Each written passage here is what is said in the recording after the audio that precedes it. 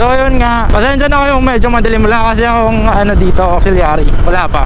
So lalagyan pa natin siya next time. Dala-dala ko ngayon yung Click 160. Wala ba siyang pangalan? When I get to choose between Click 160 at Aerox 155, medyo natagalan ako sa pag-decide sa dalawa. Dahil nag-conclude ako at saka pinili ko is Click 160. Ngayon nasa motovlogger naman, syempre curious tayo sa top speed o sa abilidad ng motor o sa abilidad ng isang Click 160. Maghahanap tayo ngayon ng medyo alam mo yun, mahaba-habang daanan para ma-try natin yung abilidad na itong 160 na to. So yung naisip kong daanan ngayon is yung diversion, di masyadong busy. Tsaka sa mga di nakakalam, pang ano nila na ngayon. Ano ngayon Thursday, pang-apat na araw niya, Lunes kasi nakuha tong motor na to. Putya, may huli nga di mo lang nose, alam mo lang yun.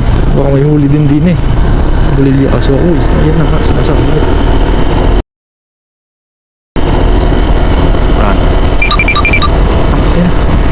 Nakakatakot. Wala ka. Mama!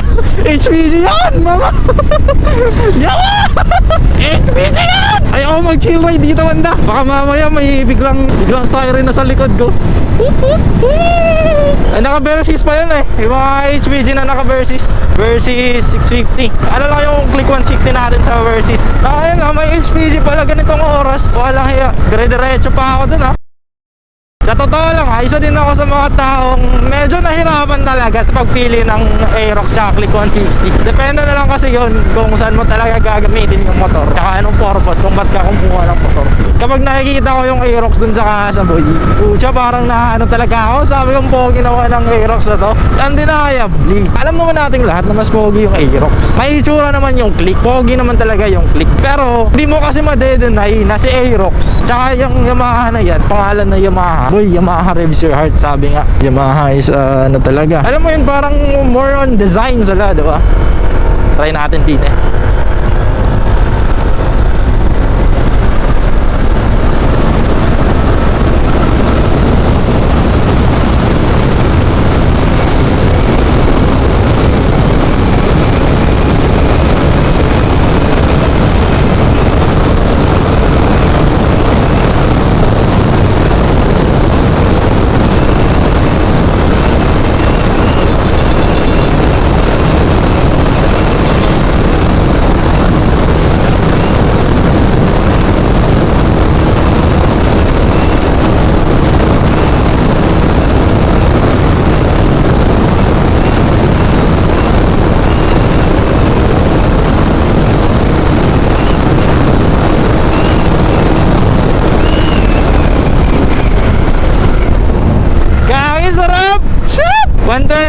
stock lang stock lang, all stock, talagang walang ginalaw. Ang tulin niya rin. Doon na lang tayo dadaan. Pupunta pa tayo ng SM ngayon, so asfalto na lang tayo. Doon na lang tayo dadaan sa may Connell pwede nating ulitin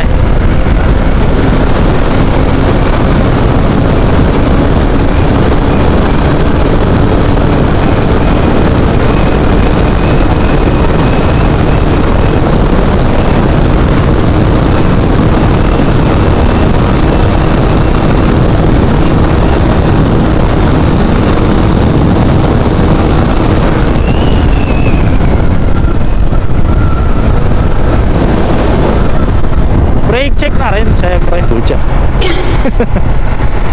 Panis kayo sa XRM. Ares yata yan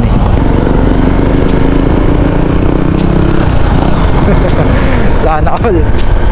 Kung naman ubusin, kuya, tirahan mo kami, no?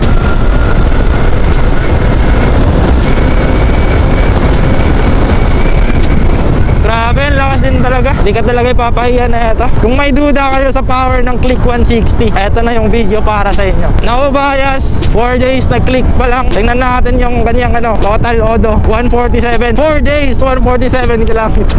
Kasi nung first day pa lang, may waiver kasi na 1 day pwede mong ibiyahe yung motor. Kasi ganun yun, diba? Yun yung memorandum ng LTO ngayon na 1 day upon buying, pwede mong ibiyahe yung motor. Yung 1 day kasi na yun, yung pagkabili ka talaga ng motor, iniikot ko siya dun sa kabilang side ng diversion. para matry din kagad, no? Wala lang, parang hindi na nagkaroon ng soft braking, parang hard braking na kagad. Hindi ka rin talaga ipapahiya na eto, boy. Diba, napapansin niyo ba yung torque? Gets niyo ba yung sinasabi ko? Ang bilis niya kasi, mga bante. Kaya di mo masasabing papahiya ka ng click. Naku, stock to stock lang labanan, boy. Palag na palag siya. 125. Bueno! Sheesh! Ayun o, oops, brake test. By the way, nakikita ko sa mga GC, unang pinapalitan nila pag bumili sila ng click is yung disc brake ng harap. Kasi nga sabi, mahina talaga daw yung preno. Eh ako nasanay ako sa radar ko na yung preno nun, putya, parang titimpla-timplahin mo lang din.